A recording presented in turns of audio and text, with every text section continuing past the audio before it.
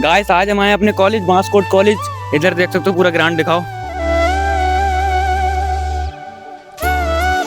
काफी ज्यादा बड़ा ग्राउंड है। अगर एडमिशन लो कभी देख लेना। इधर ऊपर दिखाओ मास्कोट ग्रुप ऑफ इंस्टीट्यूट, और इधर नीचे देख सकते हो काफी बढ़िया वैसे प्ले ग्राउंड है, एकदम बढ़िया घूमने के लिए।